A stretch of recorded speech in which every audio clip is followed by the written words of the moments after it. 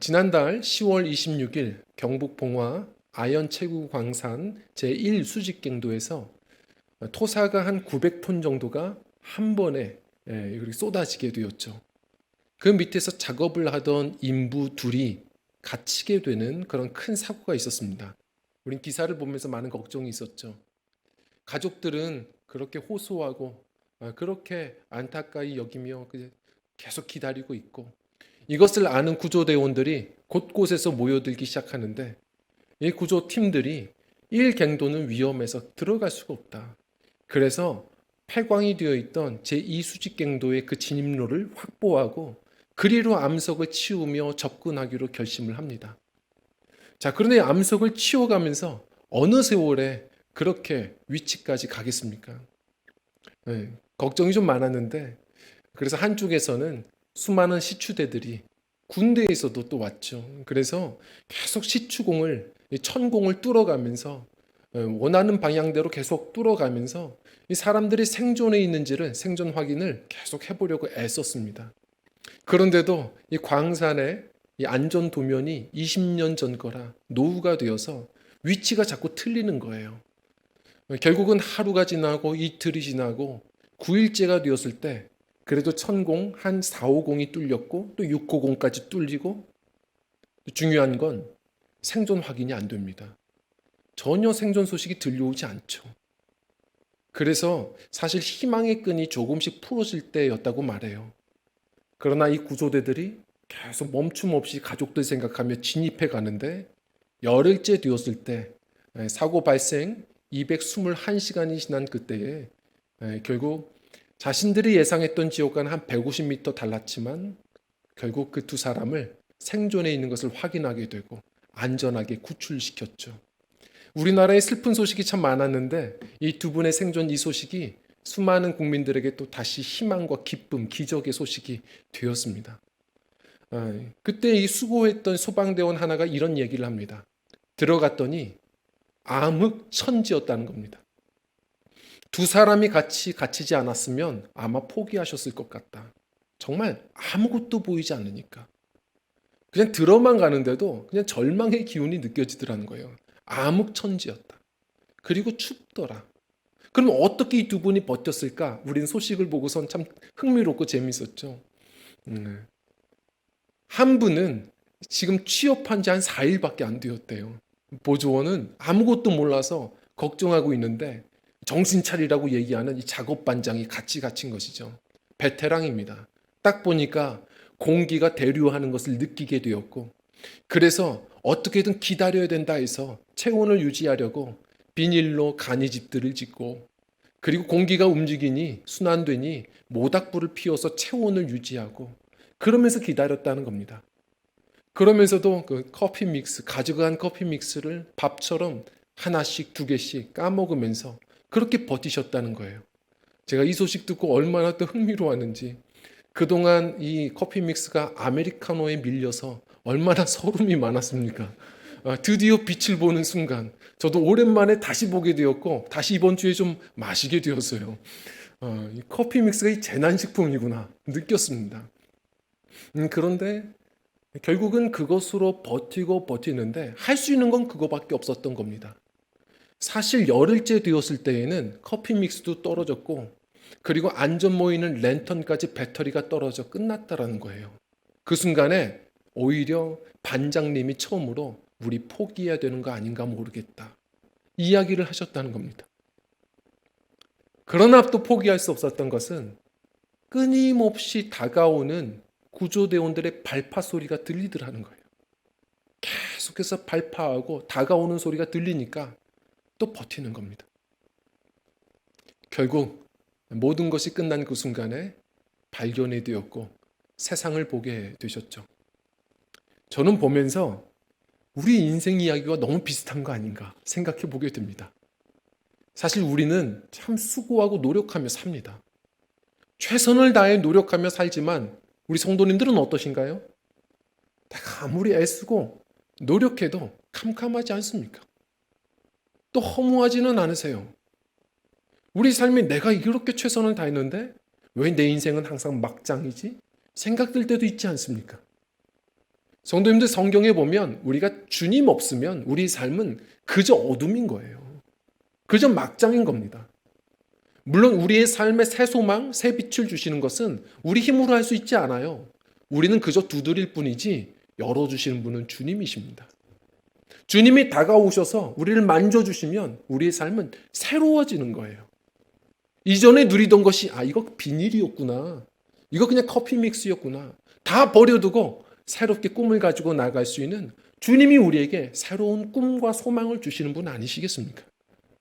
주님이 열어주시는 겁니다. 그래서 이렇게 한번 좀 질문해 보겠습니다. 우리 성도님들은 꿈을 꾸십니까?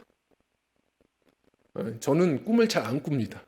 그런데 꿈을 꿀 때에는 비슷한 꿈을 꿔요. 예를 들어서 전 학생 때 신학교 때까지도 그랬어요. 학위를 받기 위해 노력할 때도 그랬습니다. 꿈을 꾸잖아요. 항상 꿈의 내용은 비슷합니다. 교실은 늘 달라집니다. 감독도 늘 달라요. 그러나 항상 내용은 뭐냐? 제가 책상 앞에서 시험지를 받습니다. 시험 날이에요. 그런데 내용은 늘 똑같아요. 제가 시험 공부를 안 하고 시험을 보는 겁니다. 어떠십니까? 제가 요즘에는 이제는 목회자로서 이렇게 설교를 하며 살죠. 어떤 꿈을 꾸겠습니까? 매 순간 건물은 달라요. 그런데 우리 전도사님 얼굴도 매번 달라져요. 그런데 항상 저를 소개해 주시면 제가 강단에 올라가는데 설교 준비가 안 돼 있어요. 하고 깨는 거죠. 제 꿈은 항상 똑같습니다. 남들이 볼 때에는 늘 하던 일이라고 생각하고 잘한다고 생각하시는 것 같아도 항상 우리가 하는 그 일들이 오히려 우리에게는 어둠이 될 때도 많습니다. 주님 아니면 우리는 매 순간 남들이 모르죠. 솔로몬이 말한 대로 수고와 슬픔뿐이고 항상 우리의 삶은 어둠인 겁니다. 주님이 다가오실 때 주님은 어떤 분이냐? 주님은 열린 문이에요. 우리에게 하나님 나라를 주시는 분입니다. 주님께서 함께 해주실 때 우리의 신앙의 문도, 우리의 관계의 문도, 우리의 소망의 문도 주님이 열어주시는 겁니다. 그분이 닫으면 열 자가 없습니다. 그분이 열면 닫을 자가 없는 그 권세 있으신 분이 우리의 삶을 터치해 주시는 것이 우리 인생의 진정한 소망이라는 것을 기억하셔야 합니다. 자, 오늘 말씀을 통해서 주님이 우리에게 다가오시면 우리는 그저 두드리는 것뿐이에요. 주님 앞에 기도하고 기다릴 뿐인데 주님이 다가와 열어주시면 어떻게 우리의 인생들이 열어 젖혀지는 것인가? 어떤 문들이 열리는 것인가? 오늘 말씀을 통해 좀 한번 묵상해 보려고 합니다. 우선은 우리 첫 번째로요. 우리 함께 읽겠습니다. 시작. 귀를 열어주신다. 처음으로는 귀가 열리는 겁니다. 자, 오늘 성경 말씀을 보면 예수님께서 이제는 국경을 넘어선 지역들까지, 다시 말해 갈릴리가 최북단이거든요. 이스라엘의 이 북쪽에서 더 올라가 이 두로와 시돈 지방까지 그곳에서 나중에 흩어졌다가 다시 안주하는 바로 그 유대인들에게도 복음을 전하세요. 예수님이 사랑으로 참 바쁘게 움직이십니다. 두로와 시돈에도 복음 전하시고 또 어디요? 데가볼리 지역, 갈릴리 동편의 이방화된 지역들입니다. 데가볼리, 이건 쉬운 말이에요. 데가는 10이고 볼리는 폴리스입니다. 10개의 지역, 이 헬라화된 지역들도 주님께서 복음을 전하며 다니셨어요. 그리고 갈릴리로 오셨습니다. 그때에 일이 벌어져요. 사람들이 한 병자를 데리고 예수님께 옵니다. 이 병자는 어떤 특징이 있었느냐? 귀가 들리지 않아요. 그리고 오늘 말씀처럼 말을 더듬는다고 이야기를 합니다. 이 모길라노스라는 이 말인데 이 말이 말을 못한다라는 뜻도 되고요. 그런데 이 사람은 말이 좀 어눌한 사람이었던 것 같아요. 순서가 늘 그런 겁니다. 성도님들 대부분이 그래요. 귀가 먼저 안 들리는 거예요. 농아들이 그렇거든요. 귀가 안 들리면 그 다음에 말이 잘 안 나오는 겁니다. 예를 들어 어렸을 적에 말을 배웠어도 선홍열에 앓거나 뇌막염에 심히 앓게 되면 이 아이들이 청각을 상실합니다. 그러면 어느 순간 자기 말이 자기 귀에 안 들리니까 말이 어눌해지기 시작하고 어느 순간 말하는 걸 잃어버리게 되어버리죠. 참 슬픈 거예요. 그는 살아가지만 어둠인 거예요. 어둠 그 자체입니다. 예수님이 데리고 온 그 사람을 보고 긍휼히 여기시며 치료하시기 시작하는데 그 장면이 독특해요. 우리 한번 좀 읽어봤으면 좋겠어요. 33절입니다. 시작. 예수께서 그 사람을 따로 데리고 무리를 떠나사 손가락을 그의 양 귀에 넣고 침을 뱉어 그의 혀에 손을 대시며 아멘. 예수님께서 그를 치료해 가시는데 그 행위가 참 독특합니다. 이런 적이 없으셨거든요. 이 손가락을 그의 귀에 넣으세요. 여기까지는 그래도 아름다워요. 무슨 예전 영화 소피 마르소 나왔던 라붐처럼 이렇게 이어폰 꽂아주는 것처럼 드림 이런 거 있잖아요. 여기까지는 괜찮은 것 같아. 그런데 그 뒤에를 묵상하는데 제가 좀 불편한 거예요. 예수님 그 뒤에는 이 침을 뱉어가지고 그의 혀에다가 이렇게 발라주시는 거예요. 생각만 해도 끔찍해요. 지저분합니다. 왜 이렇게 하셨을까? 예를 들어서 우리 성도님들이 제가 기도하면서 제가 오늘 치우기도 하고 싶습니다. 그래서 제가 갑자기 침을 뱉고 이렇게 다가오면 아마 많은 분들이 목사님 제가 오늘 바쁜 일이 있습니다. 혹은 저는 평생 어눌하게 살고 싶습니다. 하실 분들도 있을 겁니다. 이게 쉽지 않은 일이에요. 왜 예수님은 이렇게 치료하셨을까?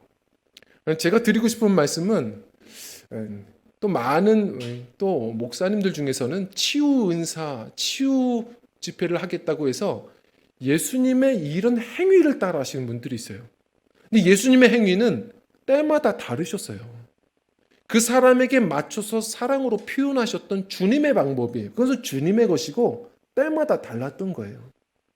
그럼 예수님께서 특별하게 이 사람에게 왜 이러셨을까? 주님은 항상 치유하시면서 그 사람에게 주님의 사랑을 드러내셨거든요.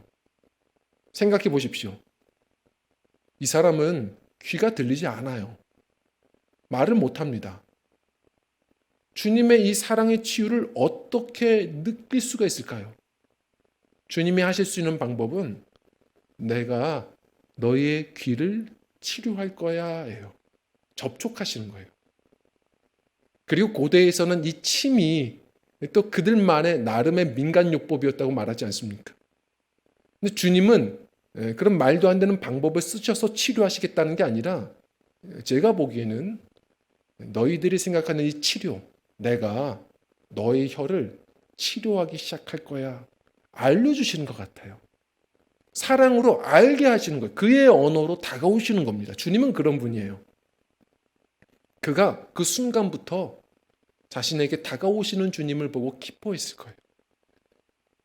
그리고 결국 주님이 어루만져 주셨고 귀가 열렸고 그리고 말이 풀어지기 시작했습니다.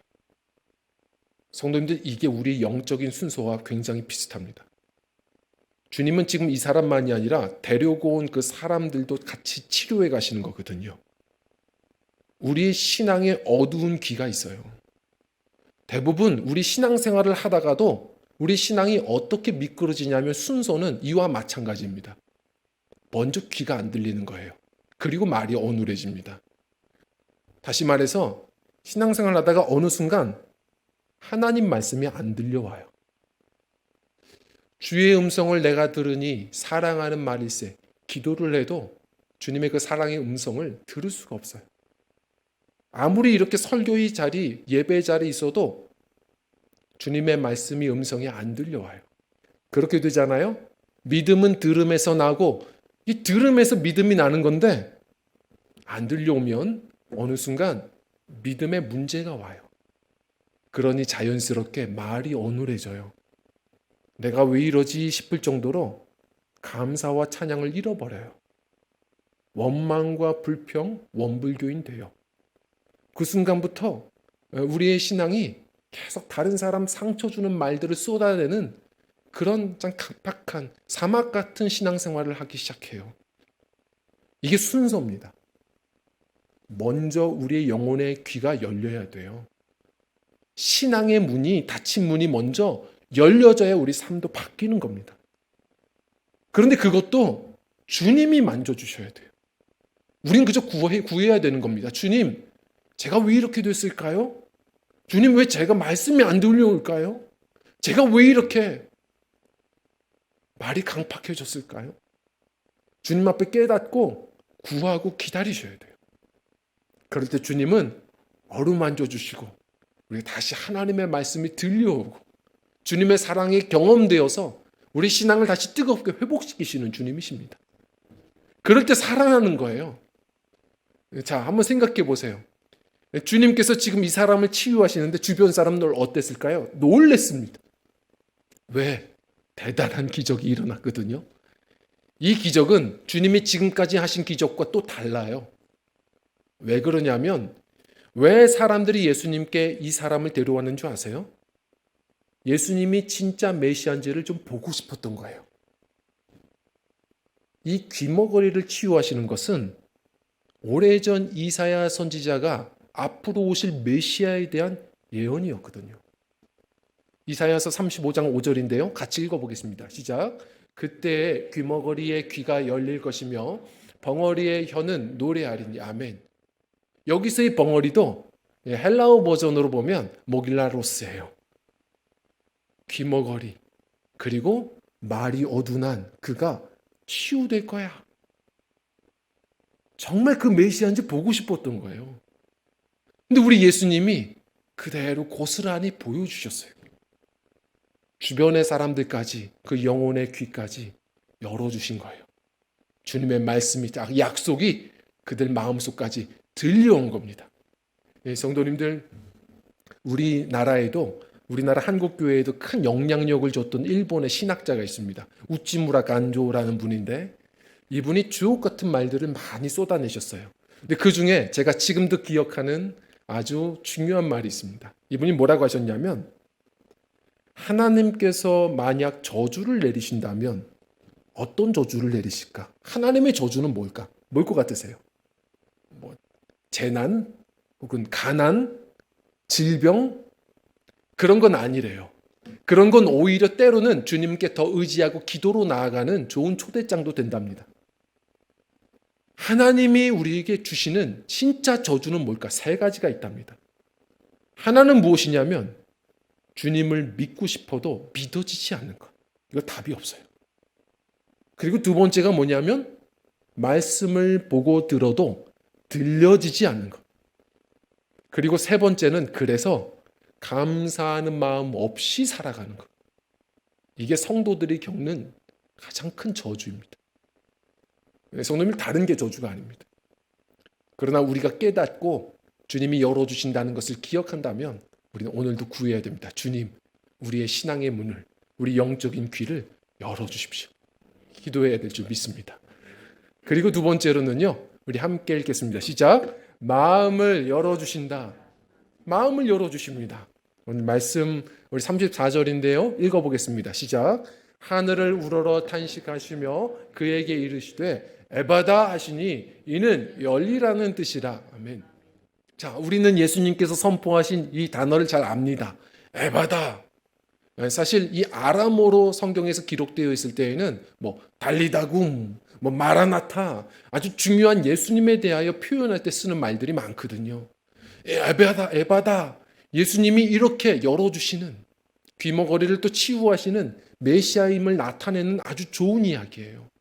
자, 그런데 우리 많은 분들이 에바다 좋아합니다. 오늘 아침에도 뜨겁게 찬양했습니다.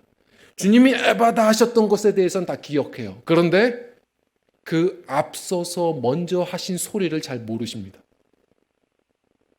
그 앞서서 하신 소리가 있습니다.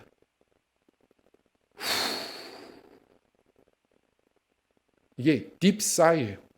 깊은 한숨을 쉬었어요. 깊은 탄식을 하셨습니다. 왜 하셨을까요? 주님이 치료하실 때 이런 깊은 탄식을 하십니까? 오늘 아주 독특한 겁니다. 예수님께서는 지금 주변을 함께 치유하고자 하셨던 거예요. 그래서 깊은 탄식도 하신 겁니다. 왜 탄식하셨을까요? 7장 처음과 그리고 8장까지 보면 이 사이에 오늘의 기적이 있는데 이 맥락을 보셔야 됩니다. 주님은 계속 답답한 영적인 귀머거리들, 이 바리새인들과 논쟁하시는 중입니다. 우리 1절과 2절을 읽어보겠습니다. 시작. 바리새인들과 또 서기관 중 몇이 예루살렘에 와서 모여들었다가 그의 제자 중 몇 사람이 부정한 손, 곧 씻지 아니한 손으로 떡 먹는 것을 보았더라. 아멘. 자, 7장의 시작부터 이렇게 이야기가 되어 있어요. 과거에는 성경이 장절이 없었거든요. 이 연결되어서 보시면 좋습니다. 처음에 어떤 일이 벌어졌는가?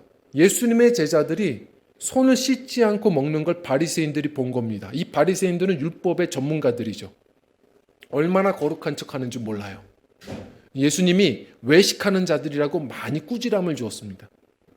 이 바리새인들이 가만히 그렇게 외식하며 남들 정죄하며 그러고 지내는데 딱 걸렸어요. 예수님의 제자들이 손을 씻지 않고 떡을 떼어 먹는 걸 본 겁니다.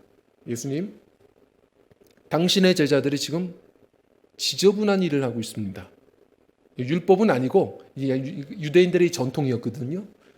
지금 떡을 먹는데 이렇게 부정하게 떡을 먹는 것 이거 괜찮은 겁니까? 화를 내고 시비를 걸어왔습니다. 근데 예수님이 너무 한심한 거예요. 이 바리새인들과 대답할 때 8장에서도 깊이 탄식하시거든요. 탄식이 나오는 거예요. 답답하신 겁니다. 왜? 하나님의 마음을 모르는 거예요. 이 사람들은 겉으로는 거룩한 척하지만 마음은 하나님께로부터 멀거든요. 그래서 이사야서 말씀이 나오는 겁니다. 마음이 하나님께서로부터 멀도다. 그러면서 주님이 말씀하시는 겁니다. 얘들아 잘 들어라. 밖에서 안으로 몸 안으로 들어가는 게 더러운 게 아니라 진짜 더러운 게 있는데 우리의 죄악된 마음 거기서부터 튀어나오는 악한 생각들, 악한 말들 이게 하나님 보실 때 더 더러운 거야. 근데 너희들은 회개하냐? 하나님 보실 때 누가 더 더러운 줄 아냐? 하나님이 그걸 가지고 예수님이 이 말씀을 가지고 계속 그들에게 가르치셨어요. 못 알아먹습니다. 너무 답답하신 거예요. 이 마음이 중요한데 하나님 보실 때 이 중심이 중요한데 이걸 회개하지 않고 남들만 정죄하는 이 바리새인들 답답하신 거예요. 근데 그러다가 이제 7장 중반에 왔어요. 주님의 마음을 시원하게 해준 여인이 있었습니다. 제자들에게 한번 보여주고 싶었던 거예요. 하나님이 기뻐하시는 사람이 누군지를 보여주고자 하셨던 겁니다. 수로보니게 여인, 이방 여인이 다가왔어요. 시리아 페니키아 지역이라는 겁니다. 수로보니게 여인이 다가와서 얘기합니다. 예수님, 저희 딸이 귀신 들렸습니다.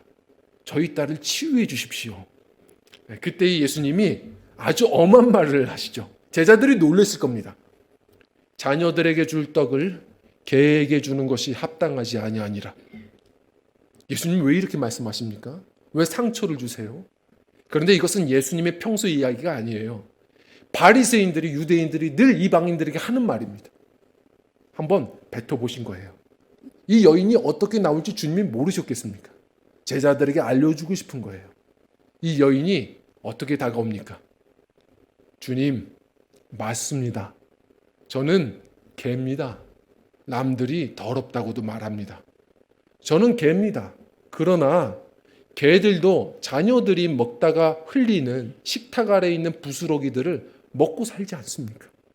저는 부스러기 은혜라도 좋습니다. 그 부스러기 은혜라도 주십시오.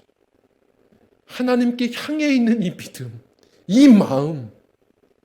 예수님이 뭐라고 말도 안 했는데도 불구하고 귀신이 그 순간 떠나가 버려요. 하나님 나라가 임한 겁니다. 주님이 보여주고자 하셨던 거예요. 이걸 가지고 오래전 교부 어거스틴이 뭐라고 했냐면 이방인과 유대인, 죄인과 의인으로 갈라치게 하는 이 유대인들의 선민의식에 일침을 가한 사건이다. 우리가 다 그래요. 이 교만함이 있습니다. 우리 성도님들은 선민의식 없습니까? 우리는 이 안에 굳은 마음이 있다고요. 완고해요. 좁습니다. 나는 항상 의인이에요. 그리고 어떤 기준을 만들어서라도 저들은 다 악인이에요. 우리는 말씀을 알면서도 내게 적용은 안 해요. 난 괜찮아요. 남들을 정죄합니다. 우리 그 선민의식이 없나요?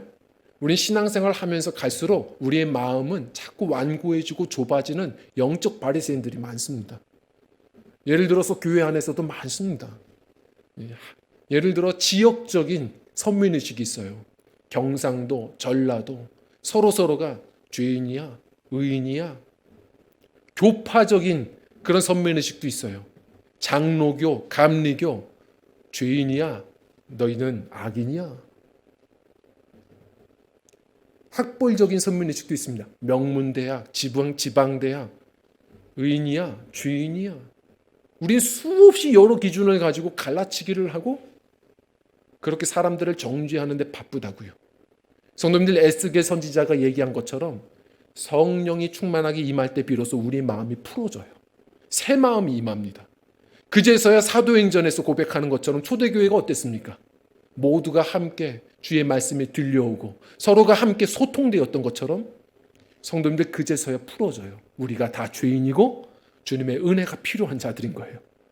우리 성도님들 늘 성령으로 충만하셔서 주님이 터치해 주셔서, 아니 집이 평수가 50평이고 100평이면 뭐 하겠습니까? 마음이 좁은데요. 우리가 완고해지지 않도록 우리의 마음이 넓어져서 적어도 주님의 이 너른 품을 수많은 사람들 품어주며 함께 또한 사랑하며 섬기며 주의 마음의 지경이 넓어 관계가 열려지는 우리 복 있는 신앙생활들, 우리 저와 성도님들의 신앙의 여정이 되었으면 좋겠습니다. 자, 그리고 세 번째로는요, 우리 함께 읽겠습니다. 시작. 입을 열어주신다. 결국 입도 열어주십니다. 오늘 이 병자가 치유됩니다. 동시에 데리고 온 수많은 사람들의 신앙과 마음과 삶이 치유돼요. 자, 말씀을 읽어보겠습니다. 로마서 3장 13절입니다. 시작. 저희 목구멍은 열린 무덤이요 그 혀로는 속임을 베풀며 그 입술에는 독사의 아멘. 신앙생활 안 하는 분들은 말 안 합니까? 성도님들, 우리 신앙에 문제가 올 때는 우리 말 안 하나요? 말하죠. 입 열려 있죠. 그런데 그때의 이 문은 뭐냐면 바울 사도는 죄인들의 말은 열린 무덤이라고 얘기했습니다. 차라리 닫는 게 나아요. 뚜껑 열면 악취가 납니다. 시체 썩은 내가 나요. 항상 사람 상처 주는 말들을 하죠. 그러나 주님이 함께 하시면 그때서부터는 생명의 언어가 시작이 됩니다. 말하는 게 찬양이고 감사하고 우리 주님의 은혜인데 다 감사해요. 그리고 가는 곳마다 전도입니다. 하나님 보실 때 드디어 이제는 벙어리에서 탈출한 우리 승리한 신앙들이 되는 것이죠. 지금 이 제자들 주변에서 있는 구경꾼들까지도 다 치유됐습니다. 일이 벌어졌어요. 복음을 전하기 시작합니다. 우리 36절 37절만 읽어보겠습니다. 시작. 예수께서 그들에게 경고하사 아무에게도 이르지 말라 하시되 경고하실수록 그들이 더욱 널리 전파하니 사람들이 심히 놀라 이르되 그가 모든 것을 잘하였도다. 못 듣는 사람도 듣게 하고 말 못하는 사람도 말하게 한다 하니라. 아멘. 자, 지금 주변 사람들이 놀래버렸어요. 너무 놀랐어요. 가는 곳마다 복음 전해요. 여기서 심히 놀랬다. 심히라는 말은 더 이상 비교할 게 없을 때 쓰는 말이에요. 인생에서 최대치로 놀란 거예요. 정말 심히 놀래 보셨습니까? 제가 일전에 새벽 예배 이렇게 나오는데 급하게 이제 지하 주차장 문을 딱 열자마자 안에서 무슨 일로 아주머님이 이렇게 또 안쪽으로 들어오시는 분이 계시더라고요. 새벽에. 얼마나 놀랐을까요? 근데 이 아주머님이 먼저 놀래서 아 깜짝이야 하는 거예요. 아 깜짝이야 하고서 올라가세요. 그분은 별로 놀란 게 아니에요. 제가 더 놀랬거든요. 더 놀라면 아 깜짝이야가 나오지도 않아요. 저는 너무 놀라서 가만히 한참 있다가 들어갔어요. 그리고 나서 이 심히 놀란 사람들의 특징은 뭐예요? 그 순간 너무 놀라서 아무 말 안 하고요. 하루 종일 마음이 풀릴 때는 그때서부터는 계속 가는 곳마다 그 얘기를 해요. 내가 오늘 아침에 어떤 아줌마 만났잖아. 내가 깜짝 놀랐잖아. 한참 서 있었잖아. 가는 곳마다 말해요. 지금 이 사람들이 정말 놀란 거예요. 그 메시아의 기적이 일어났거든요. 치유가 일어났고 그리고 메시아를 봤거든요. 가는 곳마다 전하는 겁니다. 예수님이 무슨 일인지 예수님이 너희들 가서 이 말 하지 마. 경고도 하셨어요. 신학자들의 의견도 다양해요. 정확하지 않아요. 예수님이 아직 때가 안 되신 것인지 아니면 계속 사람들이 표적만 구하고 주님 앞에 더 다가오지 못하는 걸 보시고 경고하신 것인지 전하지 말라고 얘기하세요. 그런데 전하지 말라고 했더니 오히려 더 전에. 이런 거예요. 제가 이걸 보면서 어제도 묵상하면서 주님께 전도의 방법을 배웠다.